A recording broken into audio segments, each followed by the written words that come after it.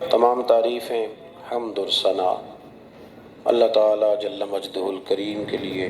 درود و سلام نبی اکرم نور مجسم شفیع معظم احمد مجتبیٰ جناب حضرت محمد مصطفیٰ صلی اللہ تعالیٰ علیہ وسلم کی ذات والا صفات کے لیے حمد و صلات کے بعد، عزیز دوستو، بزرگوں، بھائیوں، اللہ تبارک و تعالیٰ نے قرآن حکیم میں نبی رحمت صلی اللہ تعالیٰ علیہ وسلم کی عظمتوں کا، شانوں کا، بلندیوں کا ذکر فرمایا ہے۔ امت مسلمہ نے اور امت کے مفسرین نے، علماء نے نبی پاک صلی اللہ تعالیٰ علیہ وسلم کی ہر عظمت پر، سید عالم صلی اللہ تعالیٰ علیہ وسلم کو عطا کی گئی ہر شان پر تفصیل سے کلام فرمایا۔ ہمارے بزرگوں نے سید عالم علیہ السلام کی عظمتوں کو کھول کھول کر امت کو سنایا اور بتایا، لیکن پھر بھی بہت سارے پہلو تشنہ ہیں، اور جیسے جیسے وقت گزرتا جائے گا امت تک حضور سید عالم علیہ السلام کی عظمتوں کو پہنچایا جاتا رہے گا اور لوگ اس سے استفادہ کرتے رہیں گے۔ قرآن مجید میں اللہ تعالیٰ نے ارشاد فرمایا کہ یا ایھا النبی انا ارسلناک شاہدا ومبشرا ونذیرا، اے محبوب علیہ السلام، بے شک ہم نے آپ کو گواہ بنا کے بھیجا ہے، خوشخبری دینے والا بنا کے بھیجا ہے، اور ڈر سنانے والا بنا کے بھیجا۔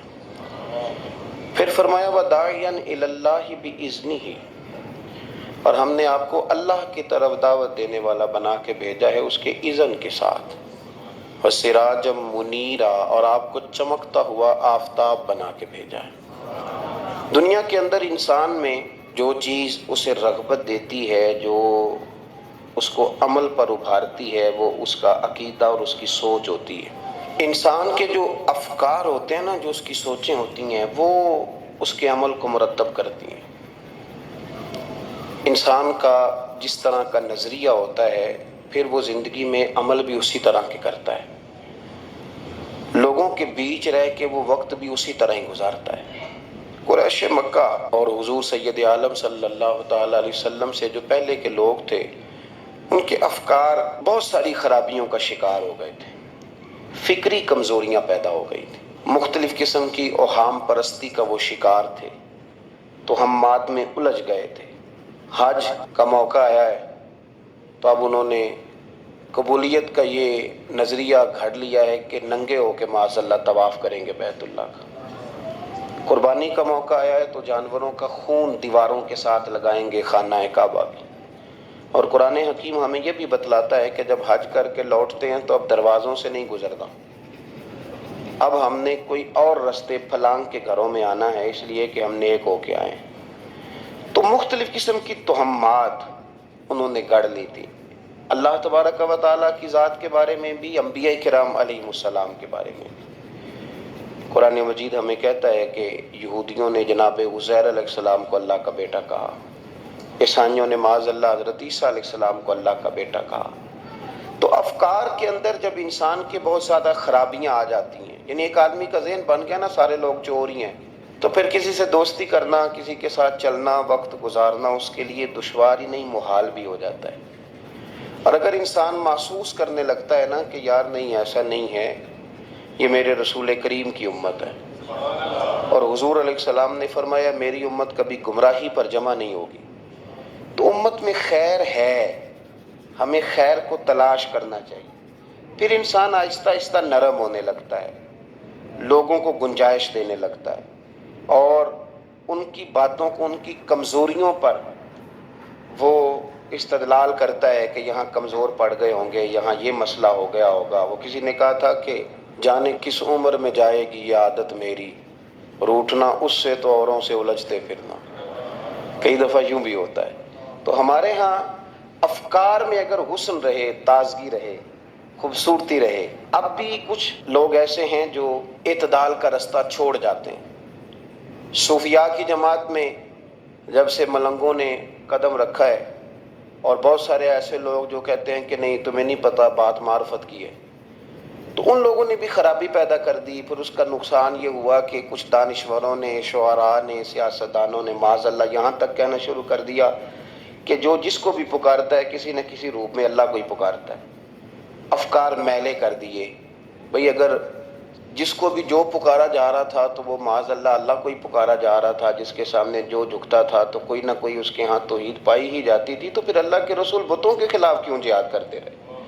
پھر لا الہ الا اللہ کا کیا معنی ہوا؟ تو ایک تو وہ طبقہ آیا، پھر ایک الحاد اور بے دینی کا رویہ کچھ لوگوں نے یہ بھی اختیار کیا کہ معاذ اللہ انہوں نے مسبب الاسباب کی بجائے لوگوں کو اسباب پر زیادہ توکل کرنے کا معاذ اللہ درس دیا۔ دعاؤں سے کام نہیں چلتا، خالی نعروں سے بات نہیں بنتی۔ اس کو یہاں تک لے گئے کہ اگر آج انہیں حضور کا کوئی معجزہ بتایا جائے، کسی کرامت کی بات کی جائے، اللہ تبارک و تعالیٰ کی طرف سے عطا کردہ کسی انہونی ایسی بات پہ جس میں خالصتاً قدرت الہی کا دخل ہو، تو ان لوگوں کے لیے ماننا مشکل ہو جاتا ہے، کیونکہ انہوں نے زور ہی اس بات پہ دے دیا ہے۔ تو ان سارے رویوں کے اندر ہمیں پھر پلٹ کر انہی تعلیمات کی طرف توجہ کرنی ہوگی جو مدینے والے محبوب نے ہمیں عطا فرمائی، جو حضور نے عقائد اور نظریات کا حسن ہمیں عطا فرمایا۔ یہ میرا دور گھبرائے ہوئے لوگوں کا دور ہے، پریشان لوگوں کا دور ہے۔ ڈپریشن کے مریضوں کی تعداد 65% تک پہنچ گئی ہے۔ اس قدر زیادہ لوگ ڈرے ہوئے، پتہ نہیں کیا ہوگا۔ جو غریب ہو گیا وہ جانتا ہے شاید کبھی بھی میرا ہاتھ نہیں پڑے گا، جو بیمار ہو گیا وہ سمجھتا ہے کہ شاید کبھی تندرست نہیں ہوگا۔ تو کمزوری آ گئی اور تیزی کے ساتھ آئی۔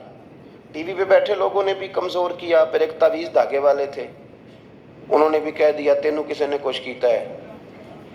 او بھئی کنے کیتا ہے؟ کہندا ہے مینوں حکم ہی نہیں، مینوں تے شرارت دا حکم سی وہ میں کر چھڑی، تینوں کسی نے کچھ ہے۔ اب تو سوچتا رہ، جتنے تیرے دشمن ہیں تو ان کی لسٹ بنا لے۔ تو شرارتیں ہوئیں، لوگ کمزور ہوئے، افکار کے اندر کمزوری آئی۔ رسول کریم صلی اللہ علیہ وسلم لوگوں کو طاقتور کرتے، توکل کا درس دیتے، توحید باری تعالیٰ کے ستھرے جذبے حضور اپنے غلاموں کو عطا فرماتے، ان کی فکری حضور تربیت فرماتے، فکری۔ اللہ کے رسول صلی اللہ علیہ وسلم غار ثور میں موجود ہیں، ساتھ سیدنا صدیق اکبر رضی اللہ تعالیٰ عنہ۔ کفار جو گرفتار کرنے والے تھے، پیچھے لگے ہوئے تھے، وہ غار ثور کے دروازے تک آ گئے۔ جس طرح ڈاکٹر بول دیتا ہے، وہ کہہ دیتا ہے کہ اب جناب مشکل ہے، اگلے ہفتے آپ چلے جائیں گے، تو وہ جو کمزور لوگ ہیں انہوں نے اگلے ہفتے کیا جانا ہوتا ہے، وہ جب ڈاکٹر بتاتا ہے اسی وقت ہی فوت ہو جاتے ہیں۔ وہ کہتے ہیں اگلا ہفتہ تو لیٹ ہے، اسی وقت ہی سمیٹ لیتے ہیں سامان سفر۔ اور کچھ لوگ ایسے تھے، ڈاکٹر نے کہا کہ جناب آپ کی رپورٹس بتاتی ہیں کہ آپ بہت جلدی چلے جائیں گے، تو انہوں نے کہا جناب آپ جو کہہ رہے ہیں اپنے علم کے مطابق کہہ رہے ہیں، پر ہونا تو وہ ہے جو میرا رب کریم چاہے گا۔ یہ وہ جذبات ہیں جو ہمیں رسول کریم علیہ السلام نے عطا فرمائے۔ دیکھو حضرت ابوبکر صدیق رضی اللہ تعالیٰ عنہ کے ساتھ حضور غار ثور میں موجود ہیں۔ کفار جو گرفتار کرنے والے ہیں وہ دروازے تک آ گئے، بالکل دروازے تک۔ جناب صدیق اکبر رضی اللہ تعالیٰ عنہ ان کو دیکھ کر تھوڑا سا گھبرائے، اپنے لیے نہیں، ذات مصطفیٰ کے لیے گھبرائے، کہیں حضور کو کوئی تکلیف نہ پہنچ جائے، تھوڑا گھبرائے۔ یا رسول اللہ وہ تو قریب آ گئے، اور اگر انہوں نے پیروں کی جانب جھک کر دیکھا تو وہ تو ہمیں دیکھ لیں گے۔ بالکل سرانے پہنچ گئے، یہ آ گئے، کھڑے ہو گئے، اور درمیان میں پردہ کیا ہے؟ مکڑی کا جالا، اور مکڑی کا جالا پھونک سے بھی اڑ جاتا ہے، تو مکڑی کا جالا بیچ میں۔ حضور وہ تو پہنچ گئے، ذرا جھک کر کے دیکھیں گے تو وہ تو ہمیں پکڑ لیں گے۔ اب یہ وقت تربیت ہے، اور وہ تربیت جو محبوب نے اپنے اس عظیم صحابی کی فرمائی، اس تربیت کو میرے رب کریم نے قرآن مجید میں بیان فرمایا۔ حضور فرماتے ہیں، رب فرماتا ہے کہ فرمایا محبوب نے، فرمایا لا تحزن، ابو بکر گھبرانا۔ یہ ایک موقع ہوتا ہے جب انسان کو گھیر لیتی ہیں مشکلات چاروں جانب سے، اور جو بھی آتا ہے وہ اسے مایوس ہی کرتا ہے، لیکن حالات کے سہمے ہوئے لوگوں کو بتا دو حالات بدل جاتے ہیں، ایک جیسے نہیں رہتے۔ کہا لا تحزن، ابو بکر گھبرانا، کیوں؟ ہماری فوجیں آ کے انہیں پکڑ لیں گی، یا اندر ہمارے پاس کوئی ایسا اسلحہ موجود ہے کہ ہم ان پر چھوڑ دیں گے تو یہ مر جائیں گے۔ لا تحزن، ابو بکر گھبرائیے مت۔ کیوں نہ گھبرائیے؟ اس لیے کہ ان اللہ معنا، بے شک اللہ ہمارے ساتھ ہے۔ جن کے ساتھ رب ہو انہیں گھبرانا نہیں چاہیے. انہیں گھبرانا، یہ جو مسلح کی قوت ہوتی ہے، یہ دعا کی طاقت ہوتی ہے، دعا صلاح المومن، یہ جو قوت ہوتی ہے انسان کے پاس، یہ جو اس کے پاس ہتھیار ہوتا ہے کہ آج رات منا لوں گا میرا رب کرم فرما دے گا، یہ جو اس کے پاس قوت ہوتی ہے یہ اسے کمزور نہیں پڑنے دیتی، اسے طاقتور رکھتی. تو حضور نے افکار کے اندر یہ حسن پیدا کیا، لوگوں کو بتلایا کہ بجائے اس کے کہ تم کوئی چور رستہ تلاش کرو، کوئی سیاست کرنے کی کوشش کرو، تم کوئی ایسی راہ اختیار کرو جو تمہیں محسوس ہو کہ درست نہیں ہے، اس رستے نہ چلو، بلکہ تم اپنے رب کو منانے والے رستے پہ چلو. اور ترمذی شریف میں حدیث ہے، حضرت انس بن مالک رضی اللہ تعالیٰ عنہ فرمانے لگے کہ کریم محبوب علیہ السلام فرماتے ہیں کہ اپنے دکھڑے دنیا داروں کو نہ بتانا، سیٹھوں، نوابوں، چودھریوں، چاپلوسی کرنے کی ضرورت کوئی نہیں. اپنے دکھڑے دنیا داروں کو نہ بتانا ورنہ اللہ تمہیں کبھی غنی نہیں فرمائے گا.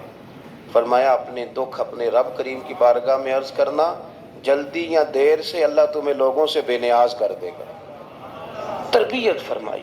ہم لوگوں نے تیزی سے اپنے آپ کو کمزور کیا ہے، توجہ کا مرکز دنیا دار. وہ اکبر الہآبادی نے کہا تھا کہ مصیبت میں بھی اب یاد خدا ہم کو نہیں آتی، دعا منہ سے نہ نکلی جیبوں سے عرضیاں نکلی. اب بھی نہ لوگ درخواستیں جمع کراتے ہیں، دعائیں نہیں کرتے.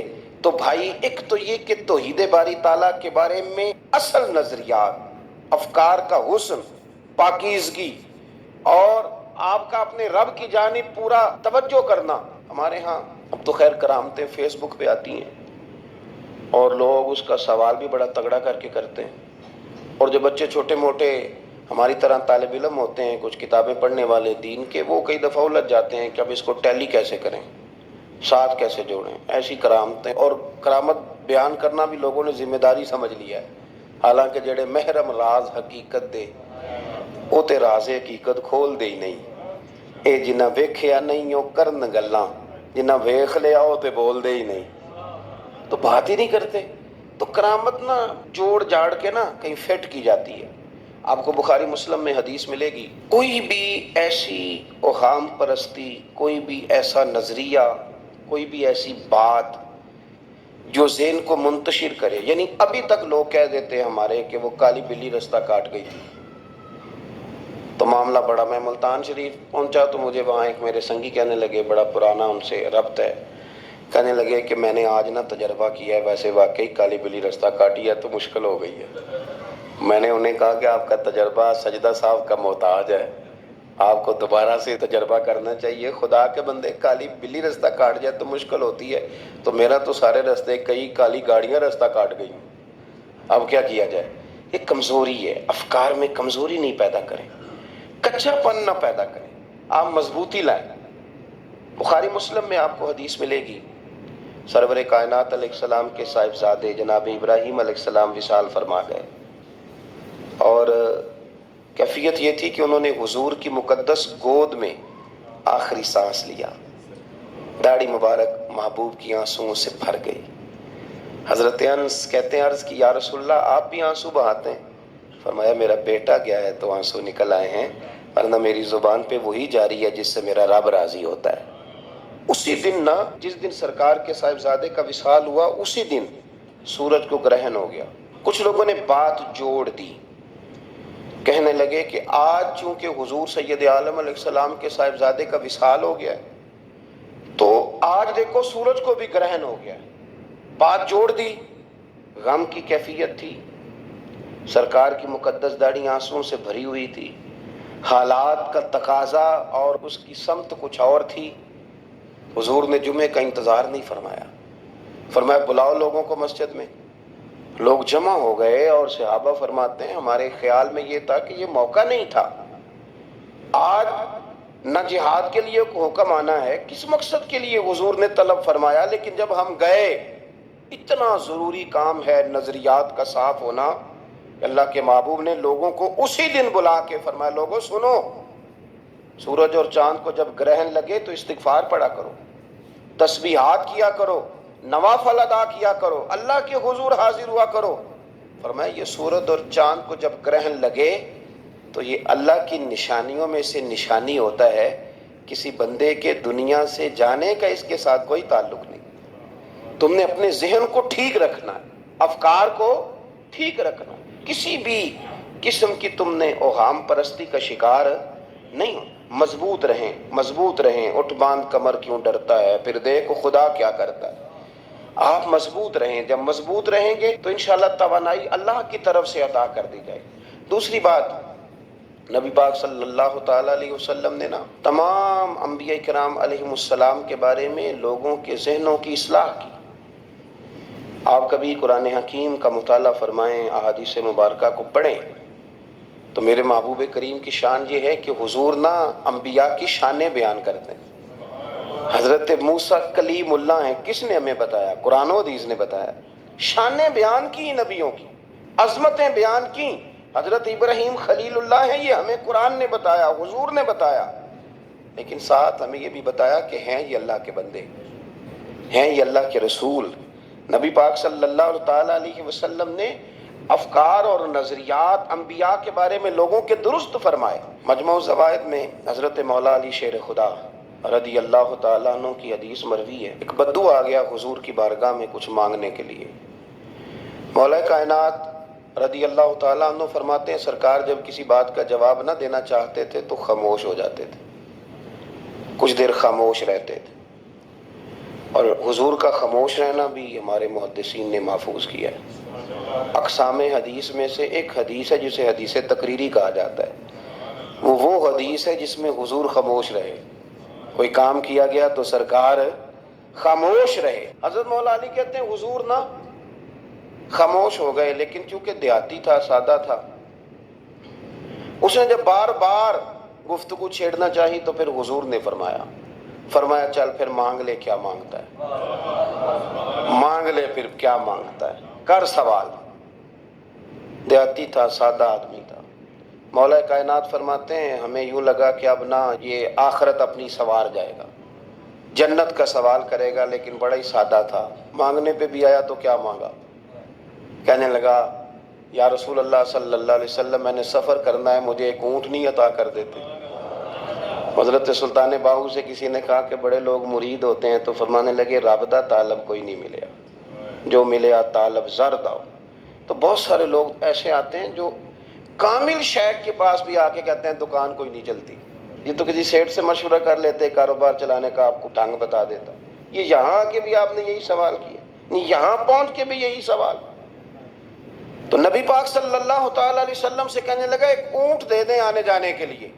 حضرت علی کہتے ہیں ہمیں بڑا افسوس ہوا، یار تو آیا کہاں پہ ہے اور تو مانگ کیا رہا ہے؟ تو بارگاہ دیکھ اور اپنا سوال دے، تو کہاں کھڑا ہے، کیا مانگ رہا ہے؟ حضور مسکرائے اور مسکرا کر کے فرمایا کہ اونٹ تجھے دیا، چل کچھ اور بھی مانگ لے۔ حضرت علی کہتے ہیں ہم نے کہا اب جنت مانگے گا یہ حضور سے؟ تو بڑا ہی بھولا تھا، کہنے لگا جی اگر آپ کچھ اور بھی دینا چاہتے ہیں تو اونٹ پہ ڈالنے کے لیے کجاوا بھی دے دیں۔ تو حضرت مولا علی شیر خدا فرماتے ہیں ہمیں پھر بڑا افسوس ہوا کہ یار دیکھو اتنا چانس ملا پھر کھو دیا ہے۔ رسول کریم علیہ السلام بھی مسکرائے، اور سرور کائنات کی جو مسکراہٹ ہوتی تھی وہ خوشیاں تقسیم کرتی تھی۔ اعلیٰ حضرت رحمت اللہ علیہ فرماتے ہیں جس کی تسکین سے روتے ہوئے ہنس پڑے، جس کی تسکین سے روتے۔ اب یہاں سوال پیدا ہوتا تھا کہ پھر اس مسکراہٹ کے لیے تو انتظار کرنا پڑتا ہوگا کہ حضور مسکرائیں تو روتے ہوئے ہنسیں، تو اگلا شعر بھی ہے اور جواب بھی ہے۔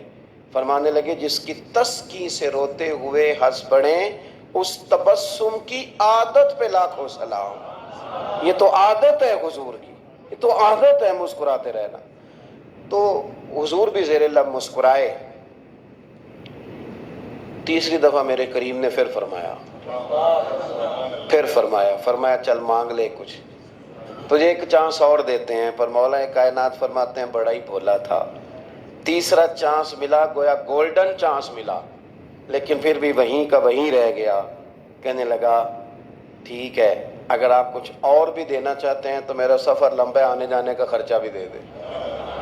اللہ اکبر۔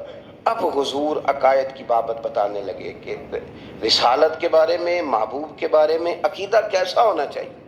تو حضور علیہ السلام فرمانے لگے تجھ سے تو وہ بنی اسرائیل کی بڑھیا ہی اچھی تھی. یا رسول اللہ صلی اللہ علیہ وسلم کون سی؟ تو حضور فرمانے لگے جناب موسیٰ علیہ السلام کو حکم ہوا ہجرت کریں تو آپ جانے لگے، تو پھر ارشاد خداوندی ہوا کہ جہاں حضرت یوسف علیہ السلام مدفون ہے، آپ کا مزار پر انوار ہے، اگر آپ کو جانا ہے تو پھر ان کے تابوت کو بھی آپ نکال کر کے ساتھ لے جائیں. حضرت سیدنا موسیٰ علیہ السلام نے لوگوں سے پوچھا تمہیں پتہ ہے جناب یوسف کا مزار کہاں ہے؟ کسی کو نہیں پتا. ایک بوڑھی اماں ہے ضعیف العمر، اس کو خبر ہے. حضرت موسیٰ علیہ السلام نے اس سے کہا اماں تو بتائے گی کہ حضرت یوسف کا مزار کہاں ہے؟ تو کہنے لگی بتاؤں گی پر مفت نہیں بتاؤں گی. یہ حضور بیان کر رہے ہیں، بتاؤں گی پر فری میں نہیں بتاؤں گی، میں نا مفت تھوڑی بتاؤں گی. فرمایا چل تو اپنی قیمت بتا بتانے کی. تو کہنے لگی میں اس شرط پہ جناب یوسف کے مزار کا پتہ بتاؤں گی کہ آپ مجھے جنت میں وہ والا گھر دیں گے جس کے پڑوسی جناب موسیٰ علیہ السلام ہوں. آپ کے پڑوس میں گھر چاہیے. تجھ سے تجھی کو مانگ کے میں نے مانگ لی ساری کائنات، وہ والا مکان چاہیے جس کے پڑوسی آپ ہوں. تو حضرت موسیٰ کلیم فرمانے لگے اماں چل جنت مانگ، تو نبیوں کے قریب مکان مانگ رہی ہے، وہ تو بڑا اونچا درجہ ہوگا، تو بڑی دور پہنچ گئی، اتنی بڑی سوسائٹی میں پلاٹ مانگ لیا، وہاں پہنچ گئی. تو بوڑھی کہنے لگی ٹھیک ہے پھر اگر یہ معاملہ ہے تو پھر ختم ہو گئی بات، اگر آپ نہیں بتاتے تو جائے میں بھی نہیں پتہ بتاتی. جب وہ اڑ گئی، ٹھہر گئی، اور اڑی بھی کس طرح، یہ بھی میرے اللہ کی توفیق. میری طلب بھی تو تیرے کرم کا صدقہ ہے، میری طلب بھی تو تیرے کرم کا صدقہ ہے. یہ پاؤں اٹھتے نہیں بلکہ یہ اٹھائے جاتے ہیں. تو وہ کہنے لگی میں نہیں پھر بتاتی، آپ کسی اور سے پوچھ لیں. جناب موسیٰ خاموش ہوئے تو ارشاد خداوندی ہوا کلیم اپنے پڑوس میں مکان دینے کا وعدہ آپ کر لیں اور مکان انہیں میں عطا کر دوں گا. تو حضور سید عالم صلی اللہ تعالیٰ علیہ وسلم نے اس بدو کی موجودگی میں تربیت فرمائی صحابہ کی. یہ چیزیں بھی حضور نے عطا فرمائی. لیکن جب تمہیں کہا جائے مانگو تو پھر یہ کریم رسول کا دروازہ ہے. مانگیں گے مانگے جائیں گے اور منہ مانگی پائیں گے. سرکار میں نہ لا ہے نہ حاجت اگر کی. تو افکار کا حسن، نظریات کی پاکیزگی. ہمارے ہاں نا آج کل جو ہمیں لیکچر دیے جاتے ہیں نا، بالخصوص جو طلباء سائنس پڑھتے ہیں، تو وہ جب سوالات اٹھاتے ہیں تو اس میں کچھ ایسی چیزیں بھی آتی ہیں. یہ ابھی کورونا کے حالات جب پچھلے دنوں چل رہے تھے تو اس وقت دو تین قسم کے لوگ ہوئے. ایک تو وہ ہوتے ہیں جو بالکل نہیں ڈرتے، کہتے ہیں بس چھوڑو جو ہوگا دیکھا جائے گا. اور ایک وہ ہوتے ہیں جو اتنا ڈرتے ہیں کہ بیچارے اپنے سائے سے بھی ڈرنے لگ جاتے ہیں. تو یہ دونوں باتیں جو ہیں یہ درست نہیں ہیں. درست کیا ہے کہ آپ احتیاط بھی کریں گے پر بھروسہ اپنے رب کریم کی ذات پر کریں گے، بھروسہ اللہ پر. تو لوگوں کو ڈرایا جاتا ہے اور جو خوف پھیلایا جاتا ہے ہمارے ہاں وہ بڑا عجیب قسم کا انداز ہے. قبر کو کھڑکی کوئی نہیں ہوتی، دروازہ کوئی نہیں ہوتا، آکسیجن کیسے جائے گی. یا آپ کبھی ٹویٹر پر مختلف بڑے لوگوں کے پیغامات دیکھیں تو موت کے بارے میں جب وہ چیزیں شیئر کرتے ہیں تو عجیب سا رنگ اس کا محسوس ہوتا ہے کہ اللہ جانے یہ بیچارہ کہاں کھڑا ہو گیا ہے. اور خوف، اور لوگ اس کا ذہن بنا کے ڈرتے ہیں. ڈرنا چاہیے، ضرور ڈرنا چاہیے، لیکن ایک بات یاد رکھیں، حضرت مولا علی فرمایا کرتے تھے کہ ڈرنا تو اپنے اعمال سے چاہیے اور ان کو درست کرنا چاہیے. ڈرنا تو اس چیز سے چاہیے کہ کیا ہم نے وہ رستہ اختیار کیا ہے جو قبر کو بالکل تنگ کر دے گا، جو جہنم کے گڑھوں میں سے گڑھا بنا دے گا. اگر وہ رستہ ہے اور اس پر آپ چلے ہوئے ہیں، آپ سخت ہو گئے ہیں، آپ نے سوچنا چھوڑ دیا ہے، آپ نے حقوق العباد کے معاملے کو ترک کر دیا ہے، آپ اپنی طبیعت کے لحاظ سے لوگوں کو ستانا مشغلہ بنا بیٹھے، آپ حلال حرام کی تمیز چھوڑ گئے، نگاہوں کی صفائی سے لے کر رزق حلال کو پیٹ میں لے جانے تک اگر غیر محتاط ہو گئے تو پھر تو خوف کھائیں. لیکن یہاں ان نظریات کی بابت جو حضور نے ہماری تربیت فرمائی، تو حضور نے ہمیں یہ نہیں فرمایا کہ میرا مومن ہو تو تم اسے کھڈے میں چھوڑ آؤ گے، ہو زندگی تقوی اور محتاط رہ کر گزارنے والا اور تم اسے کھڈے میں چھوڑ آؤ. یہ نہیں ہے، بلکہ فرمایا جو میرے مومن کی قبر ہوتی ہے روضۃ من ریاض الجنہ، وہ تم اسے نا کھڈے میں نہیں چھوڑ کے آئے، باغ میں چھوڑ کے آئے ہو۔ آپ باغ کا تصور کریں پھر قبر کو سوچیں، نہیں باغ میں چھوڑ کے، اور باغ بھی معمولی نہیں، جنت کے باغوں میں سے باغ، جنت کی کیاریوں میں سے روضۃ من ریاض الجنہ۔ اب ذرا اس اینگل سے آپ اپنی قبر کو سوچیں، اس رویے کے ساتھ کہ اگر قبر آپ کی جنت کا باغ ہے تو باغ میں جاتے بندہ ڈرتا تو نہیں، اور باغ اتنا حسین ہے کہ جس میں پہلی آنکھ کھلے گی تو پہلی نظر اٹھے گی تو مدینے والے محبوب کا چہرہ نور نظر آئے گا، اتنا شاندار باغ ہے۔ آپ اس کی رعنائی، اس کا حسن اور اس کی خوشبو کو ملاحظہ فرمائیں۔ تو حضور نے نا ہماری تربیت فرمائی۔ میں اکثر کہا کرتا ہوں احباب سے کہ انسان 10-15 سال کے بعد پردیس سے واپس لوٹے اور ماں اگر موجود ہو نا گھر میں، اتنا تگڑا استقبال کرتی ہے کہ مزہ آ جاتا ہے، اس کا بس نہیں چلتا، مکان بھی نہیں بنا دے، فلانی چیز بھی نہیں لے آؤ، میرا پتر آ رہا ہے، فلانی بھی۔ تو سالوں بعد بندہ گھر لوٹے تو ماں اتنا استقبال نہیں کرتی جتنا قبر میں اللہ کی رحمت بندے کا استقبال کرتے۔ اس لیے جب یہ سوچ بن گئی تھی نا صحابہ کی حصول جنت کی، تو پھر ان کو لگاؤ ہو گیا تھا، پھر دنیا کی زندگی، جاہ و جلال، مال و دولت اتنا زیادہ وقت نہیں رکھتا تھا ان کی نظر میں۔ پھر وہ سمجھ گئے تھے اس بات کو کہ کن فی الدنیا کانک غریب و عابر سبیل، سمجھ گئے تھے کہ یہ مسافر ہے ہم یہاں، اور وہ پھر اتنا زیادہ اپنے ذہن پہ چیزوں کو سوار نہیں کرتے تھے، محسوس کرتے تھے کہ اتنی زندگی ان کی ہے، اتنی زندگی ان کی گزر گئی ہے، محسوس کرتے تھے، اور اس پر پھر وہ جو فوکس کرتے تھے وہ آخرت کے لیے کرتے تھے۔ ایک خاتون حضور کی بارگاہ میں حاضر ہوئی، یہ بھی سیاستہ میں آپ کو روایت ملے گی، بہت ساری کتابوں میں ہے لیکن اس کی اصل آپ کو بخاری شریف میں ملے گی۔ حضرت ابو ہریرہ رضی اللہ تعالیٰ عنہ فرماتے ہیں کہ خاتون آئی تو اس نے آ کر نا بڑے درد کے ساتھ حضور کی بارگاہ میں استغاثہ پیش کیا، عرض کرنے لگی یا رسول اللہ صلی اللہ علیہ وسلم، میں نا مرگی کی مریض ہوں اور بڑی تکلیف میں ہوں۔ یہ جو مرگی کا مرض ہوتا ہے یہ اعصابی بھی ہے، جسمانی بھی ہے، ذہن کو کنٹرول کرتا ہے، اور انسان جسمانی طور پر بھی بالکل اس وقت جب دورہ ہوتا ہے مفلوج ہو جاتا ہے، ذہنی طور پر بھی خوشی غمی آنا جانا دشوار ہو جاتا ہے انسان کے لیے۔ تو وہ خاتون عرض کرتی ہے یا رسول اللہ صلی اللہ علیہ وسلم، مجھے مرگی ہے، کریم آپ دعا فرمائیں رب مجھے شفا عطا کر دے۔ حضور دعا فرما دیا کرتے، اللہ تعالیٰ نے میرے محبوب کے وجود کو ہی شفا بنایا تھا، لعاب دہن مولا علی کی آنکھوں پہ لگائیں تو رب کریم فوراً شفا عطا فرمائے۔ لیکن حضور نا تربیت جب کرتے نا، تربیت لوگوں کے بیچ، تو پھر نظریات کو، عقائد کو، افکار کو حضور غسل دیتے، وضو کراتے۔ یہاں بھی سرکار نے صحابہ کے بیچ اس خاتون سے گفتگو فرمائی اور حضور فرمانے لگے اگر تو کہے تو میں دعا کرتا ہوں رب تجھے شفا دے دے گا۔ حضور فرمانے لگے اگر تو کہے میں دعا کرتا ہوں اللہ شفا دے گا، اور فرمایا اگر تو کرے صبر تو میرا وعدہ ہے رب بغیر حساب کتاب جنت عطا کرے گا۔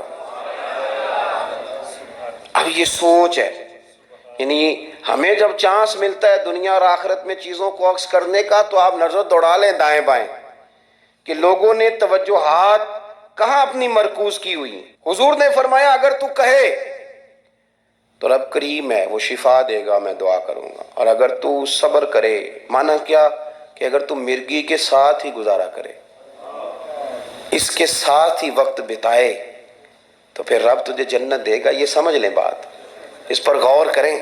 وہ جو بیماری کو رحمت کہا گیا تو یہاں اس کا عملی مظاہرہ ہونے جا رہا ہے۔ حضور فرمانے لگے گر تو صبر کرے تو رب جنت دے گا۔ صحابہ کہتے ہیں اس بوڑھی نے 1 منٹ نہیں لگایا سوچنے کے لیے، فوراً عرض کرنے لگی، گویا عرض کرتی ہے حضور تھوڑی سی تو زندگی ہے، میں مرگی کے ساتھ ہی گزارا کر لوں گی، آپ دعا کریں رب مجھے جنت عطا کر دے، ہاں میرے لیے جنت کی دعا کر دیں۔ تو صحابہ فرماتے ہیں حضور نے دعا کر دی، گویا وعدہ ہو گیا جنت کا۔ وہ عرض کرتی ہے یا رسول اللہ صلی اللہ علیہ وسلم جب مرگی ہوتی ہے تو میرے وجود سے کپڑا ہٹ جاتا ہے، ستر کا مسئلہ بنتا ہے، اس کے لیے آپ ضرور اللہ کے حضور عرض کریں۔ تو سرکار نے دعا کر دی۔ صحابہ فرماتے ہیں کہ وہ دیر تک موجود رہیں، دیر تک، حضرت عثمان غنی کے زمانہ مبارکہ تھا وہ بوڑھی موجود رہیں۔ جب بھی انہیں مرگی ہوتی تھی کپڑا اپنی جگہ پہ موجود رہتا تھا، اور جب ہم سے کوئی کسی جنتی کو دیکھنے کا سوال کرتا تھا تو ہم کہتے تھے اس بوڑھی کو دیکھ لو، اسے دنیا میں ہی حضور نے جنت کی بشارت عطا فرمائی۔ تو جو سمجھنے کی بات ہے وہ یہ ہے، توحید، رسالت، قبر، حشر، اس کے بارے میں اپنے نظریات کو صاف ستھرا رکھیں۔ وقت تیزی سے بیت رہا ہے، وقت جو اپنی اس کی سپیڈ ہے اس کے ساتھ وہ گزر رہا ہے، قریب ہوتے جا رہے ہیں لوگ قبر کے، آخرت کے۔ کرنے کا کام یہ ہے کہ ہمارے نظریات وہ ہوں جو ہمیں رسول کریم نے عطا فرمائے۔ حضرت فاروق اعظم رضی اللہ تعالیٰ عنہ جیسے دلیر آدمی حضور کے مقدس وجود پر موٹے بان کی چارپائی کے نشان دے کے جب روئے ہیں تو حضور نے وہاں بھی تربیت فرمائی ہے۔ فرمایا عمر کیا تم پسند نہیں کرتے کہ اللہ آخرت کی ساری شانیں ہمیں ہی عطا کرے، اور دنیا میں ہم تھوڑی سی مشکل دیکھ لیں تو ان چیزوں کو ہم نے سمجھنا ہے۔ یہ چیزیں ہمیں جینے میں آسانی پیدا کریں گی، ہمارے لیے مددگار ثابت ہوں گی، ہمارے افکار کو یہ تازہ رکھیں گے۔ پھر بہت زیادہ الجھاؤ، بہت زیادہ پریشان ہونا، بہت زیادہ ڈپریشن کا شکار ہونا، بہت زیادہ ہمارا دنیاوی معاملات کے اندر تفکر کرنا، یہ ہمیں کمزور نہیں کرے گا بلکہ ہم توانا رہیں گے۔ اللہ کے حضور دعا ہے مالک کریم کہی ہوئی باتوں کو قبولیت کا درجہ عطا فرمائے۔ دوران گفتگو جام بھول گئے، اللہ ہمارے ساتھ درگزر والا معاملہ فرمائے۔ آخر دعوانا